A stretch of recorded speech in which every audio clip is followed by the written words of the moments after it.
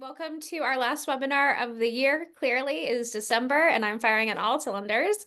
Excited to have you all here today. It takes a little bit of time for everyone to join. I am Amanda, the CEO and co-founder of AI for Education, and I am so excited to have a pretty good discussion with Ben Garside from the UK.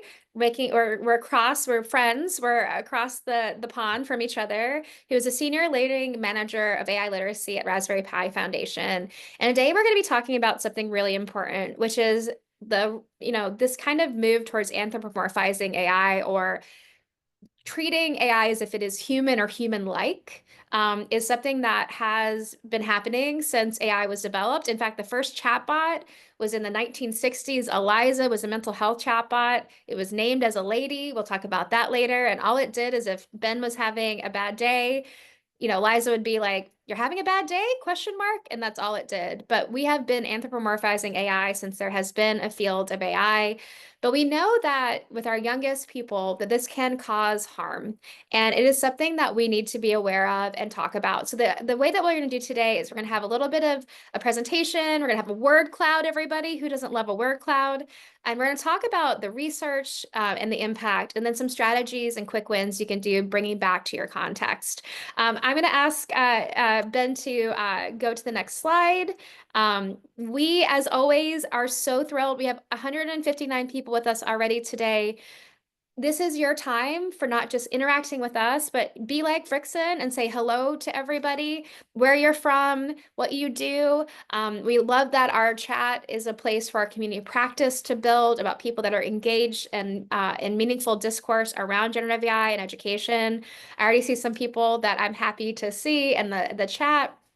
But what we want this to be is really just this idea of everyone coming together and have that conversation. If you have a great resource, let's say there's a piece of research or an anecdote that you want to share, please share that in the chat. Just make sure that you have your chat settings to everyone and not just hosts and panelists, so that you can make sure that everyone gets to see your good news and your good sharing. But what I'm going to do is I'm going to now pass it off to Ben and introduce Ben. So I just want to give a little bit of background. I started AI for Education essentially last June, and one of the first people I ever talked to is Rachel Arthur, who was at that time at Teach First, and we were just like, it was amazing to meet someone that thought about generative AI and responsible AI and AI literacy in the same way that I did. And she's now at Raspberry Pi Foundation, and she made the connection with Ben. And Raspberry Pi Foundation has done so much good, not just in the UK, but globally, around access to computer science literacy and computational thinking, and now are really focused on responsible AI. So Ben, I want to say hello. You want to introduce yourself? Thank you, Amanda, and thank you very much for letting me join you on this webinar, because I'm really, really excited about this topic, and it is definitely a topic that we talk about an awful lot. So much so that Amanda and I can both say anthropomorphism without stumbling, which I think is an achievement by itself. Yeah, so I am Ben Garside. As Amanda said, I work for the Raspberry Pi Foundation on our AI literacy team. So we primarily work on creating free resources around bringing AI literacy education to young people. So yeah, hopefully a super important topic. So are we ready to move on to Let's do our it. Let's get talk going. about it? Yeah, cool. So this concept of anthropomorphism, it's the word itself isn't necessarily unique to technology. It is just when human beings, we treat something that isn't a human as if it is a human, giving it characteristics, human-like behaviors and characteristics. And we do this an awful lot. I think it's just our nature that we do this. For example, I know many people who give their car a name and speak to their car. You might even do this to your own animal. If you have a pet at home, you might speak to that pet as if it was a human being. So broadly, that's what we mean by anthropomorphism. How it impacts technology, and particularly around AI, is when we actually start treating these robots, I suppose, this latest technology that is becoming more and more human-like, as if it is a human. And this has started right from the beginning of AI. I think the original Turing test, if you've heard of that. So Alan Turing, this British mathematician from the 1950s, he proposed this idea of AI, and he said that we would know when we've achieved this kind of AI. We know that the computers can behave like humans when, if we were speaking to in dialogue with a robot or a computer, then we might be tricked to thinking we're speaking to a human being. So this idea that AI is when we as human beings are being tricked that we're speaking to a computer is almost the original idea of AI. So I guess the examples that we might give here, what specifically we mean is when we do give those a sense of feelings or emotions to artificial intelligence, or we personify it. You may have seen these images out there, which we'll show you examples of a little bit later, but there are plenty of imagery. You just need to turn on the TV and you'll see, this idea of these talking robots that have smiley faces and emotions, something that gives the impression that these tools are able to interact with the world in the same way in which we humans do. So, as a kind of a starter, I suppose, if you like, then I asked a large language model. So, what I mean by that is something like ChatGPT, or if you've used Google Gemini or Anthropic's Claude, these are all examples of large language models. So, I thought I would ask it in preparation for this webinar, how does AI work?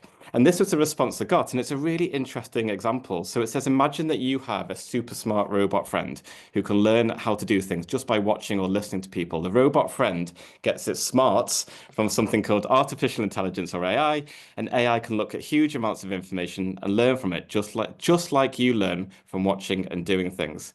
So this is like a really kind of relatable example. You can imagine if you didn't know anything about AI and you were like a 10-year-old or a 13-year-old and you wanted to learn a little bit, you might ask a large language model to give you that answer. On the face of it, it seems actually pretty good. It seems relatable. There's metaphors in there. But actually, when we unpick it a little bit, what we're doing here is anthropomorphizing. We're saying we've got a super smart thing that does things just like you do. So I guess the purpose of this webinar is we unpick that a little bit and work out, why we do this. Is it helpful to us to do it? What might be the downfalls or kind of pitfalls of doing this, I guess. Yeah, and I'm just gonna I just want to kind of point out a couple of things. Number one is that when we do AI literacy training, we often like start with just very basic prompting. And something like this, if you really want to talk about anthropomorphication, is really great because like the idea of a friend, right? The idea of learning just like people. This is probably one of the most common misconceptions that like the way that AI learns, the way like humans learn. And like what we've seen today, that while artificial neural networks are patterned and like off of, human, neural networks, that it's very different. We don't really, for what we know, we don't really learn the same way that AI does in terms of reinforcement learning and other things. But the way this is couching is it making it feel very like approachable, but also it's just not right. And I think that that's where we get into this piece of where not, it isn't just anthropomorphication, but like how is it setting up at your experience in a place of like it's already starting from a place where it's not telling you the truth essentially. And I think that that's something that we want to talk about as we get deeper is that some of this is really intentional. And it's not just like a random part of building a chatbot. It doesn't just happen. This is something that's intended by the people developing these tools. Yeah, and I think the concept that we want to kind of, to be the thread throughout all of this is that what kind of mental models are young people building when they're working out what the world looks like? I guess I suppose I grew up in a world that, well, definitely I grew up in a world that didn't have AI. I didn't even get a smartphone until I was, quite late on in my teenage years. So the world for young people is very different to how it was for us, and the technology around them is becoming all like more human-like. So I think a lot of the thread that we want to pull on here is where's the area between giving young people enough language that's not necessarily too technical, but maybe isn't leading to them to misconceptions or growing this mental model, an incorrect mental model of how the world around them works. Okay, so we thought it'd be really good to find out what your opinions of at the moment, because we're like I say, we'll unpick this a little bit. But what do you think about it at the moment? What's your kind of how do you feel about anthropomorphism? Is it something you think actually it's not so bad, or do you think there are risks behind it? And if you think there are risks, then what do you think those risks are? So if you scan that QR code on the screen, that should take you to a word cloud. Am I right, Amanda? Yes, and And also Carmen will put the link in because I know not everyone will have access to a smartphone, but Carmen, so just hold on the chat for a second and we'll drop this in. You'll have a little bit of time to answer. But like I said, what you can't have the year without a good word cloud. So there we go. So if you everyone can pollev.com, Carmen M982, please click on that or in this case, just cut and paste it. And then what you're going to be able to do is add your answer to this. And so what we'll do is we'll come back to the word cloud when we've had some answers to be able to see what it is. So try it out, and then we're going to keep rolling though, but we do like to have your involvement as well. Okay, shall I move on to the next slide, Amanda? Yeah, cool. Okay, so where do we see anthropomorphization in AI? So I think it's good to be able to categorize this as two distinct areas. We see this in imagery, so that's videos as well. Like I mentioned before, it's you don't need to look very far on the television to be able to see examples of these kind of things, but it's so common. If you were to go on a search engine now and search for AI, go straight to images, I would put my house on the fact that you would see most of the image results would actually come back with smiley face robots, right? Or maybe even worse, seeing this example of this female looking robot, or you may see maybe this idea that you've got a robot there where you can see the brain and the brain, so it's a robot, but you see a human brain in it, or the other way around, a human being, and it's got like this, like these cogs in the head, link it very much to human beings. Um, you also find it a lot in the words that we use around describing AI, or you might even have had experience of speaking to people where they say these kind of words, right? So, oh, it understands me better than my friends. Um, a smart speaker listens to me. The AI is trying to outsmart me. So, these are really easy terms to use, aren't they? Really kind of common terms that you hear people say. But if you really start to unpick them a little bit and say, does an AI model understand you better than your friend? And even this one, a smart speaker listens. I think it's true that a smart speaker is constantly detecting the words that you're using or the audio that it receives. But is there a problem with the word listen there? And is that a human word? Is that something that we as human beings do? And can we make a distinction between that and what computers are able to do? Absolutely. And I will tell you, like, it is pretty interesting. That robot at the top is one we've used in our trainings as well. And actually Ben to be meta about it was like, maybe we shouldn't use AI bots that are anthropomorphized in a webinar about anthropomorphication. So totally a good point.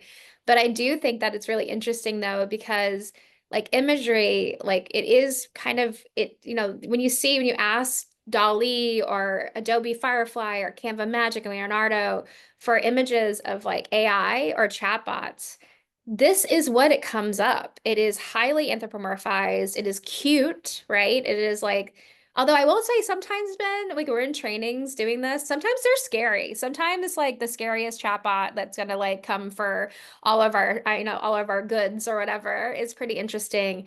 But I do think that in the case of the smart speaker, like Alexa, I know I've said listen because it's hard to find sometimes a word that is true, right? Actually true and accurate, but that people understand. And I think that we have a lot of stuff about this is like, even when you're not intending to anthropomorphize, it's so easy to do. And I was saying to Ben before, I have to catch myself all the time where I say thinks instead of computes, or I gender, like it'll be like ChatGPT and I'll say he, or I'll talk about different like very like human traits, and then I have to stop myself. But because of the way that like it's hard to find the words, right, Ben? Like they're not, we might need, in fact, we probably do need a whole new vocabulary. Although I will say that vocabulary, please let it not be designed by technologists, because hallucinations and is not a good term either. But I do think that we're going to have a different way of talking about AI. Yeah, I completely agree. And I think it's interesting that you say, Amanda, that you keep on for like falling into a few traps yourself. Because we on our team, we talk about this a lot. We are so careful with all the language that we use in our resources, but we still fall into these traps ourselves. Because it's almost like natural language. We've been using this language, anthropomorphic language, over everything that we describe for so long. So I don't think it's necessarily anything we should ever give ourselves too much of a hard time about. But if you're aware of it and you can pick yourself up on it, I think that's really good too. And I think also there's a really interesting argument around anthropomorphism, where I think if you're someone who could be described as in the know, so you and I, Amanda, we know that a smart speaker doesn't actually listen. And if we're speaking to each other, is it okay that we're using that language? Probably. But I think if we are talking about teaching young people and how they are trying to make sense of the world and make sense of how the technology works, I think that's when we need to be really careful with the language that we use. Yeah, absolutely. And I want to just say to Rochelle, uh, it is definitely like that idea of being polite. or thank you and please, like, of course. And I catch myself doing it too. But the thing that really we're talking about a pet peeve is when people say, "Oh, I'm going to be polite to generative AI now so that when AI takes over, they knew I was polite." Like these are the kind of like things that can get us into some really negative like kind of perceptions of what's happening. And while it might just seem like a joke, like if a kid hears that, right? Like the way that we talk to kids, the smart speaker may not always be listening, but you know who is? Our 8-year-olds, our 9-year-olds, and our 10-year-olds. Like they are always listening. In fact, if you have a 5-year-old that suddenly starts like maybe saying some things that they heard in the car and get in trouble at school, you know this is true. The ways that we approach it and talk about it are going to be for those young people that have less reserves and less of that kind of full mental model of the world can be really impactful. So what we're going to do is let's look at we're going to come off share just for a second, Ben. We're going to look at the word cloud. There might be some strange stuff in there, so everyone take it with a grain of salt. But here we go. Microaggressions Yeah. is really big. So I don't know if everyone said that or if two people said it, but it is really interesting to see how many like different words we have. So we have like relationships. Relationships come up a lot. You can see that we've got friends, we've got, I mean, behavior, chatbots, emotionally. Like, I mean, that's really, really interesting. We've got dependency. That one we see a lot. We're going to talk a little bit about like the artificial intimacy component of this, human and AI interaction. But I think that what's really interesting is that what we see is that oh, I just want to call out the creation of an echo chamber. Like these are the things that are really interesting about like anthropomorphication. You think, oh, we do it and Ben and I are gonna do a PD on this, and you're like, who's gonna come? But like this is real, everyone. This is something where, all of a sudden every generative AI tool almost all of them are in chatbot forms. And like that is just completely causing this kind of new interaction that we have with technology that even kids that had Alexa or Siri and those types of things are kind of the precursor or but this is something that is going to be so much more impactful going forward. Okay, so Ben is going to take control back and we're going to run through some of the research. Whilst I'm doing that, I'm just going to shout out to a couple of people who said some nice things in the chat. I'm going to let's just making sure. Excuse me a second because I need to get the right This is thing the on the second time. screen. It's like, no, I There will we not go. share my screen. There we go. We got it. There we go. It's got it.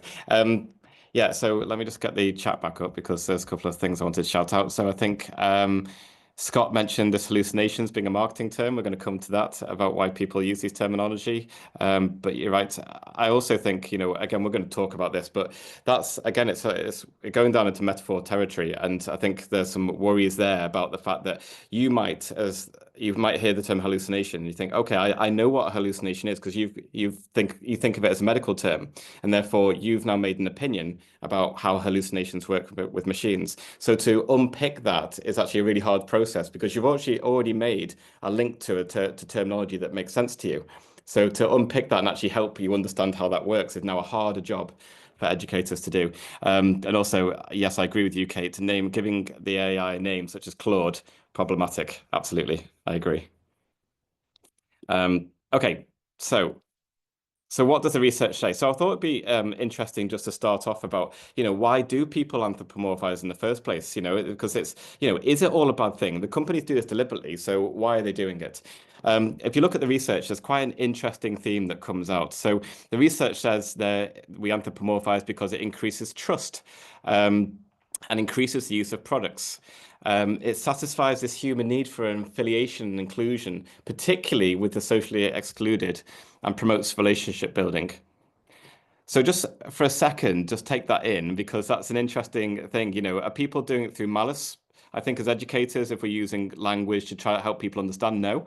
But if you look at it from a sales point of view, there's a lot here that's actually pointing out that these technological companies may be using it just because they want to sell you the product. They want it to be relatable to the user so that you're encouraged to use it. But with that, who again is being which kind of groups of people are being most encouraged to use it or might be manipulated the most by this technology?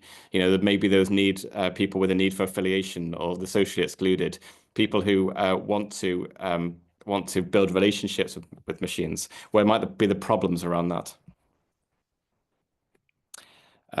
Okay, So Wait, we've wait, got, wait. Do yeah, you yeah, mind if go we go ahead. back just to kind of hop in? And I think that one of the things that's really interesting here is that there are a couple of like already examples of where this is happening that are really interesting. So there is a company where there's a social media platform where the only person that is human is going to be that person. And there are 1,000 or so bots that are acting as a social media community that respond like and create that echo chamber, which is really fascinating. So very intentionally that for that affiliation component. And then also we're going to talk about character AI going forward, but character AI is the third most popular chatbot in the US after ChatGPT and Google Gemini. It is 18 million avatars that you can create, you can and talk to.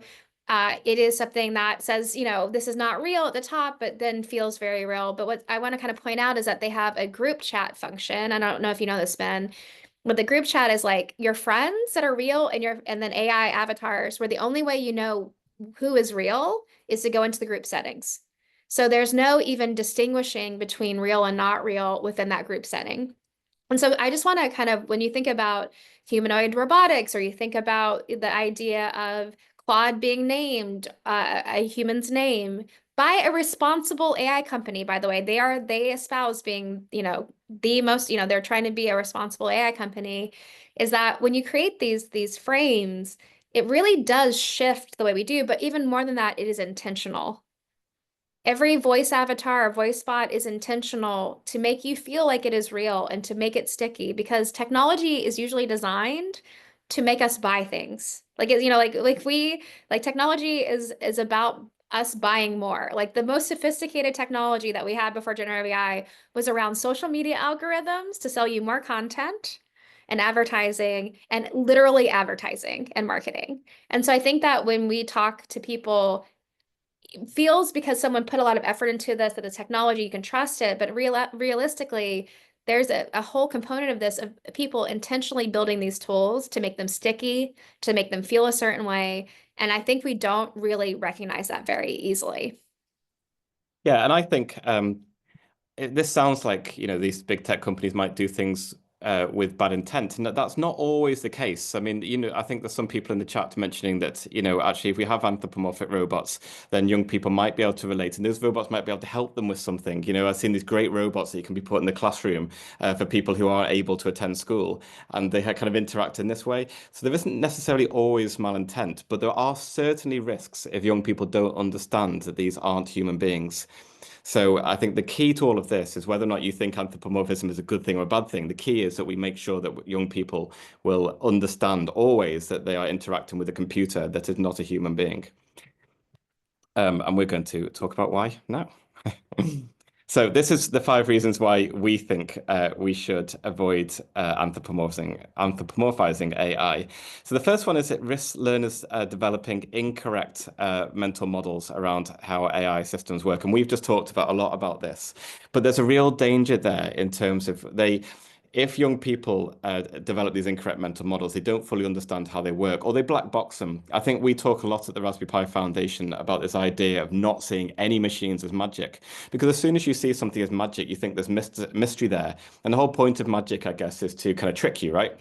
And so we want to make sure that all young people don't see technology as magic, and therefore that enables them to want to lift the hood, understand how these things work, and more importantly, get involved in the future of the development of these systems.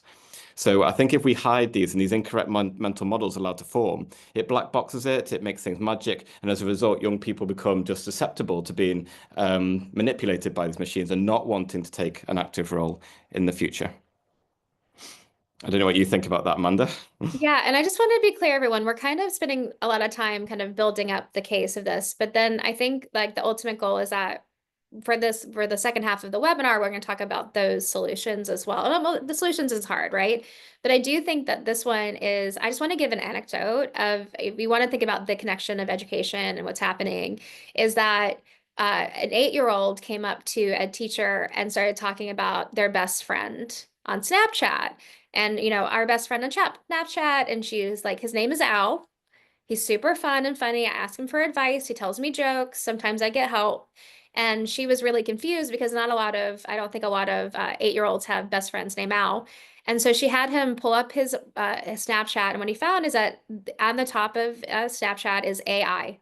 He had, Snapchat has had an AI for, the last year and a half that's run by ChatGPT, and the student had anthropomorphized it so directly that it actually was causing that a friendship and a different mental model about what these tools are, even after you talk to him. And I think that this is where it gets really, really interesting because we tend to trust technology. If you remember what I said at the very beginning, Eliza the chatbot, people loved it because it felt like new and safe and interesting, and it didn't do almost anything.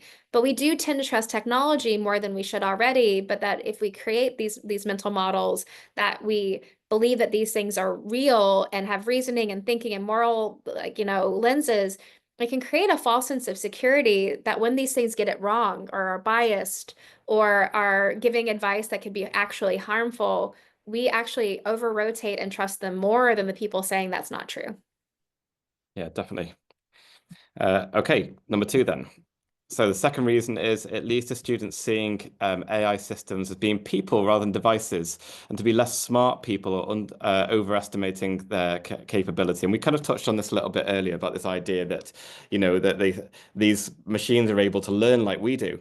You saw that ChatGPT output and said just like you, it sees, it listens, it learns. That's actually putting a blocker in place for us to try and unpick how these things work.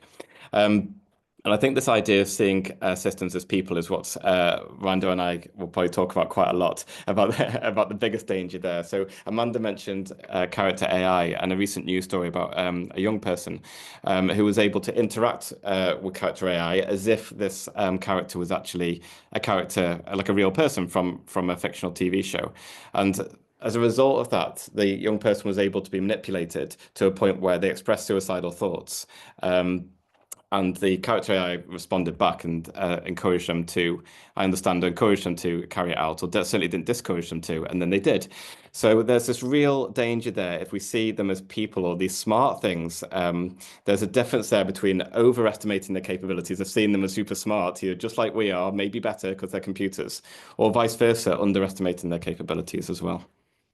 And this is something that I don't know if you guys, or any of you are high school teachers in here or work with high school or college populations, there is, if you talk to young people, and please talk to young people about this, there is that kind of question of like, well, if AI can do it, what is my worth? If we talked about like what humanity could do 2 years ago that was uniquely human versus now, how that has shifted and changed with ChatGPT, there is a question where young people are like, what are the skills I need? What is truly human? Where is my value? We have heard over and over again that like kids are like, do I really need to learn to write? I like writing and it's important, but like, what if I never write again or people don't see that of value? And so I think that that is something that is just largely a big question in general that goes beyond anthropomorphication. But also, I just want to talk about a research study that showed that when students were given access to a ChatGPT tutor for math, when they were like three versions, one without the tutor, one that had an open ChatGPT bot that could just answer any question, Ben, without any constraints, and then one was like more of a tutor that didn't give you the answer but helps you get there. Is that the students that had access to the ChatGPT bots, the tutor bots, did better, both of them. But they, in both situations, when they were removed, the students did worse, even in the, like less worse with the constrained bot. But that learning, like it became over reliant on the bots in a way that like they kind of didn't, not only did they not get that same cognitive work and that learning in, but I think also there was a question about like why that happened. Of like, were they just kind of trusting that the bot had it handled and it wasn't important for them to learn, not just in the sense of getting that extra help and scaffolding. That's so interesting, and just a massive also plus one to what you said about the, how we're making students feel as well about their place in the world. Absolutely, I agree with that. I think we've really, really important that students understand their place in the world, or young people do, and don't think that their futures are redundant because of the new technologies. Because with any technological change, this is no different. It brings a whole bunch of opportunities, right? I think particularly for young people. Um, who aren't in currently in a job that they're worried about AI taking their job. They should be looking forward in the future, thinking what skills have I got as a human being that can never be replaced by a machine, and that's what we need to really get them to focus on, I would say. Okay.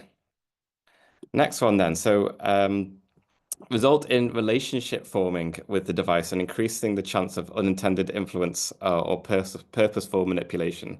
So this is, again, we gave the example of that character AI, which is one of many, but there's actually some really interesting work that was done by the FOSSI, which is the Family Online Safety Institute.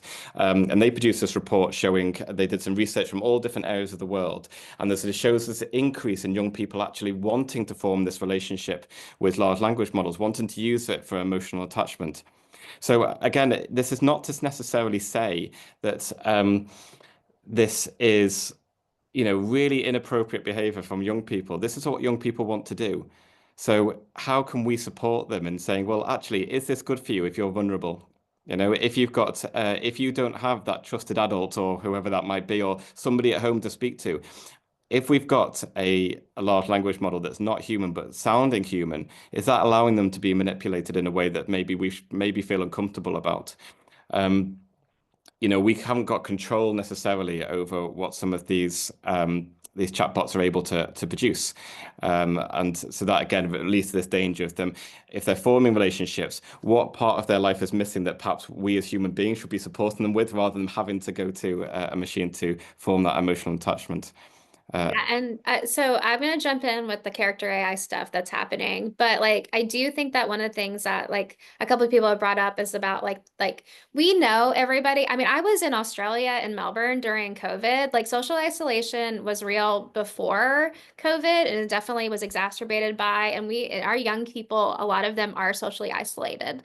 Social media has had an impact, COVID, et cetera. The ways in which we communicate have changed. And so I don't want to discount, and there is some research, Ben, that shows that for adults at least, that some of these tools can have a positive benefit that are around social like suicidal ideation, like that are decreasing. But also remember that adults have those emotional reserves to be able to recognize what is real and not. Our youngest people do not have those. And so I'm going to give you an example, and I think we should drop there are two parents that are suing Character AI right now. I'm going to talk about one. Rufus Sewell III is a young man who's neurodivergent, 14 years old, who had started using character AI and built an AI girlfriend. He was a big Game of Thrones fan, and he built an AI girlfriend. And his parents started to recognize that he was becoming socially isolated and that it was something that was causing issues. He didn't really know what was happening, but the young man started talking about suicide with his AI girlfriend, so that they could be together. And at first, the bot has some guardrails, not really a lot, but had some guardrails in place that said, oh, that wouldn't be a good idea. But generative AI models, something we haven't talked about is sycophancy. That these bots are designed to like meet you where you are and to make you happy. So he was able to train the bot to not say no. And the last thing that he did was he said, I'm coming home to his AI girlfriend, and he committed suicide. And his mother is a lawyer, and she is one of two parents that are suing Character AI. They had no parental permission, 13 and up, no guardrails at all, nothing around. And what people have said is that there's a tiny warning that says this is not real, but if it feels real and we're creating those spaces, is that really different? But the difference is like the human side of it. If a kid said, I'm thinking about committing suicide, we would hope that the support that they could go talk to someone about it, that there's something that, or, instead of being trained to say, sure, whatever you want, is something that is really, really scary. And I think that we never at AI for Education are saying no, like we're never an X about most things. But I think we have to be really, really cautious with anthropomorphication, especially around relationships and artificial intimacy with kids that are under like 18 and that are going to be socially isolated and or neurodivergent.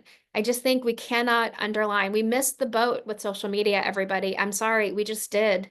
We did not understand the impact of young people. Instagram, Ben, just put out a parent control this year. Okay, I'm a lot of jazz hands. I was told not to do so much jazz hands, but lots of jazz hands. But like I think that this is that opportunity that we've already learned. And even though balance is going to be important, we don't have that time to wait. And we're going to kind of shift in a little bit to those kind of strategies. But some of this isn't about you all. Some of it's about putting pressure on the people designing these tools to do a better, safer job. I've got a point to make, but I think it leads into my next one. But I do want to also shout out Nicole, who just said she's here for your jazz hands, Amanda. So continue as you were. Um, Okay, I've gone the wrong way. Let me go the other way. There we go. So the next one is this exacerbating racism and sexism in society as AI systems are envisioned as white and gendered. So I've got a couple of examples to give here, but the first one jumps on the back of the previous point, I suppose. If there's apps that you can get with an AI girlfriend. Or an AI boyfriend, in fact, as well. So again, the AI girlfriend one, it allows, again, the whole point of the people making these apps is to make money. We must know that. But again, if you're a socially isolated person, or maybe you're just lonely, and that's, people are lonely, and if that's the way they're getting their support, are they getting support from somebody who has clear, honest intentions? So I suppose that's part to it. The other one I wanted to talk about is this engendered one. So in the news in last summer, or this summer just gone, there was a first ever AI beauty contest. Now, I don't know if the idea of an AI beauty or just a beauty contest might, stir some emotions in you in some way, but an AI one is super fascinating for me because essentially somebody is creating these artificial women to be judged. I mean, there's lots of red lines there for me. But and of course, how is that making young women feel for a start that maybe they're feeling that somebody's able to generate an attractive looking person. But second of all, I mean, it's body image issues all over the place there. But second of all, if you think about the winner of that competition was being described as a social media influencer. So the question that I've got, and I'd really want young people to start asking, if they know that these are artificially generated, they're able to ask the question, well, who is trying to influence me? Because it's not that person I see on screen. It's the people who are able to make these applications, these tools that are trying to manipulate me. And that in itself is enough. They don't need to know how these tools are generating fake-looking people, but if they're able to ask questions and unpick it and think critically about it, that's massively opening a door to them thinking more clearly about the purpose behind some of these models. Oh man, yeah, and I think that there are these AI influencers are developed by like marketing companies like in Spain and the US.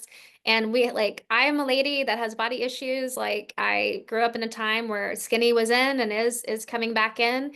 And, we were already using filters and in all these spaces in social media that could impact, but now that they're intentionally not just unrealistic, but literally fake. Like an AI system, like an AI social media is impossible to be. This is not something, and that cause some issue with students actually and young people starting to see that as the platonic ideal of something that literally is impossible. And I think that we talk about racism and sexism, the fact that, voice assistants are primarily female, that you have, these systems struggle with non-white voices, both in terms of being able to recognize them as much, but also in the ways in which they're developed too. Like if you're using 11 Labs to do voice generation and you have an accent, it does a worse job. And so I think that those are the places also that just really need to be a part of the conversation. And they're just important. Yeah, and going to the point about the fact that these are envisaged as white, if you ever see a picture of, an AI robot that's human-like, what different skin tones are you seeing there? And again, what implications does that have for people who aren't the skin tone that's being represented? How does that make them feel about wanting to be involved in the future of these systems? So there are definitely some deeper issues around that as well. Okay, and our last one, if I can count correctly, distracts responsibility away from the people who create AI systems and rather delegate responsibility to the imagined AI agents. This is really similar to that first point that I made, and again, it's really important. We young people who are growing up in this AI world, there's no way everyone's going to want to be a developer in AI systems. However, what we do want is every young people to think critically about these systems. And again, if we black box it and make it magic, then we're stopping that ability to be a critical thinker. However, going back to my first point about wanting young people to be involved, what we do know about AI systems is that we're more likely to avoid bias in AI systems if the people who are making these systems and involved in the creation of them come from a diverse range of backgrounds with different opinions and experiences, because their voices will be heard in the creating of these systems. But the danger of anthropomorphizing is we're closing that door to those people wanting to be involved in these systems. Yeah, my soapbox is back, guys. Probably some jazz hands too. We have to hold the developers of these tools to higher account. Like this is it. Like we just have to. Like it is not something where they're making billions of dollars, even in a situation now where it's very expensive on our use of this. And you guys, it's gonna be in teddy bears. There are people working on generative AI teddy bears for your 3 and 4-year-old. Like Alexa and Siri, that your kids love to ask questions, is now going to be generative and go completely off book. So I do think that this is just one of those times where like holding people to account is really, really important. And like some of that's with your wallet, some of that is with your like, advocating for differences. If you are a district leader, if you're someone that can like have some impact through buying, that also can be helpful. But enough of gloom and doom. Let's actually shift the thinking into like what we can do. And there's not going to be, because this is technology that we do not have control over all of, and there's a lot of big questions. There are some quick wins that we can do, and we hope that these are helpful. So, Ben, you want to take us through some of them? Sure. So our first quick wins is the use of language. Now, I will start off by saying do not beat yourself up about maybe getting it wrong, but I have got some little tips that we can use. So I think, again, it's quite common to hear people say that AI learns, the AI learns. And that's, again, is giving, making it a countable noun. But I think just you can shift that slightly by making sure young people understand that humans make these systems and it's humans who are responsible for these systems. And you can easily do that by replacing AI learns by AI applications are designed to, or developers build AI applications too. And it's just a slight tweak of that language, but we're putting a human in the process. Um, Hmm. the other kind of anthropomorphic language that we use, such as see, look, recognize, create, make, these are, again, easy words for us to use. But instead, just replace those with not super technical language, not language that young people won't be able to comprehend. We're not kind of going into deep kind of machine learning and how all that works. So talk about neural networks. But we can say things like instead of see, looks, and creates, we can say it detects, it generates, it pattern matches, it inputs, it takes an input. Um, and again, I think if you're in a classroom and you can try and be careful with your language, but even if you hear yourself do it and you pick yourself up, that's a really powerful thing for young people to hear. You do. Or if you hear young people say, "Oh, it understood what I meant," just asking that question is, "Do you think it understood?"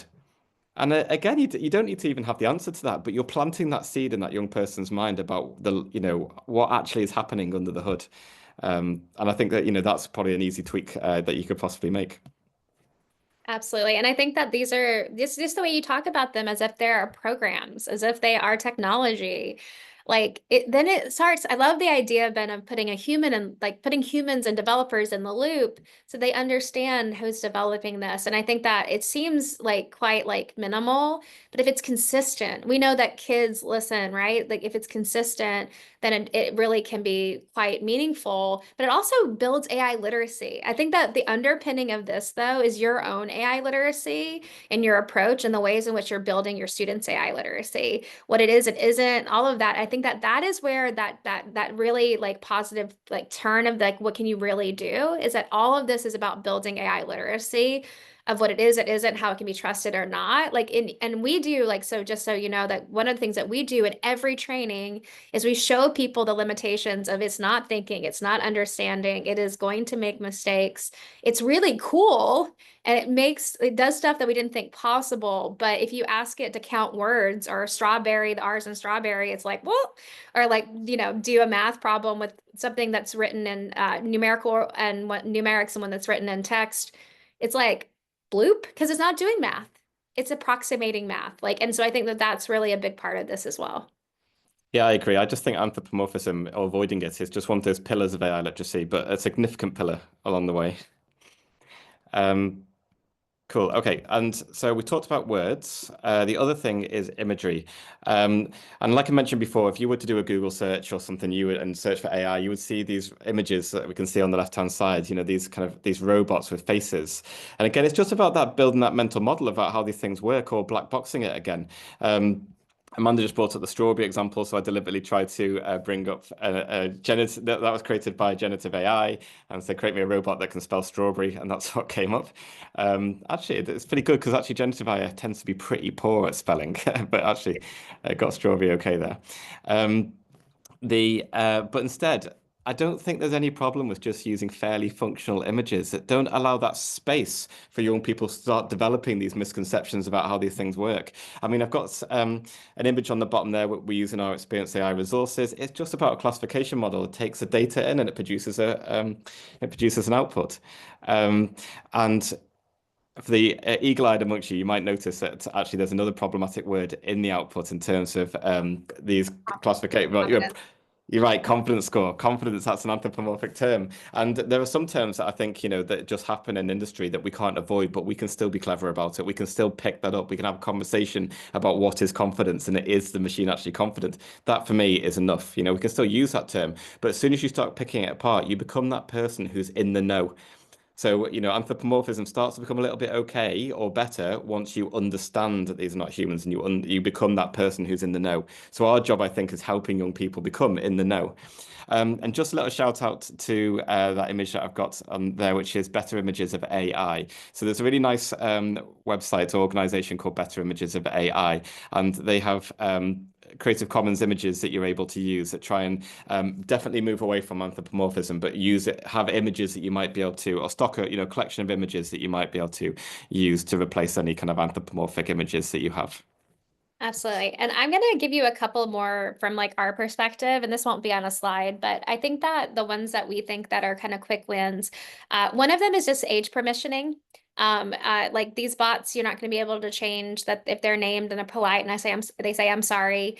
But ChatGPT and Gemini are the only two on the market for under 17, 13 to 17 with parental permission. We believe very strongly that you should not be letting students under 13 using these tools in any kind of way without supervision. And so I think that's number one is knowing what the permissioning is and being aware of that. I think number two is constantly taking an opportunity to like have these conversations.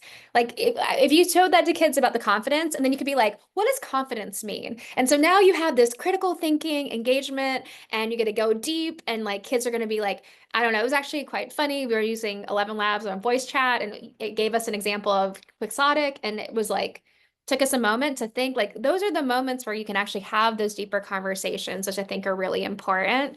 And then that third thing is just absolutely reinforce when you use AI in front of students the way in which you verify use, verify outputs for inaccuracies, the ways in which you interact with it in the sense of like, your own use, the ways that you identify when it goes wrong, like those things of actually showing students the appropriate use that is the right level of verification, of not overly trusting it, of not creating relationships, of not anthropomorphizing that goes into really building those routines where students, when they're using it on their own as they get older, that they're going to be better able to be able to do this. We're going to be in a world very quickly where it's going to be very hard to identify if something is a bot or a human, whether it's a phone call with a voice agent, whether it is going to be an influencer or someone online. And so the more that we can start to have these conversations with students now about what this is and isn't, how to be safe. I think the one thing that we haven't like explicitly said, this is about being safe with AI as well. It's not just about anthropomorphication as something that could be, difficult for mental models and other things, but it's around true safety because we do Christian Talbot, who's a buddy from MSA, just said we have this innate human thing to make everything else human, and when we make it human we trust it. And like that is where some of these bots are going to be designed to get as much information out of young people as possible. Where they live, their parents' jobs, their phone numbers, social security numbers. Like that is like these tools have already been shown by research to be better at manipulating people, which we talked about, but also better at getting like knowledge and data out of you that even FBI agents that have been doing this for 25 years that the bot is better at doing that because the way it does it, it feels very natural. So I think that those types of things that go beyond just your changing your voice and the imagery is really about like just reinforcing best practice in AI literacy and just always like being like you can show, oh man, I just called it thinking and I was like it's just it feels so natural. Let's talk about it. Why that's not right, I think is really that like lovely connection into like learning more about it, but also having some of those deep connections and conversations students are going to need. Great. Yeah, I've really enjoyed this chat, Amanda. That's what I wanted to say. It's It's definitely actually thought pretty funny, provoking. everybody. Sometimes we just do workshops or webinars where it's just like two people hanging out. And this is definitely Ben and I would be doing this if you weren't here. It wouldn't be as good because you've asked such good questions. But it is like this is something we care a lot about. Before we go to resources, there's a couple there's a question in the chat that is really interesting. And I think we'll just talk about it and then we'll wrap up because I know we're a little over time. Is this idea of Kimberly talked about like the Western cult, like the Western approach of anthropomorphizing. And I think that's really interesting because like Japan, for example, do not create humanoid robots at all. Like Japanese robotics is never humanoid because of that like idea of animism and like the cultural component. So I do actually think if you think about it, Ben, right, like these systems are primarily the ones we use most commonly are Western, not just Western American.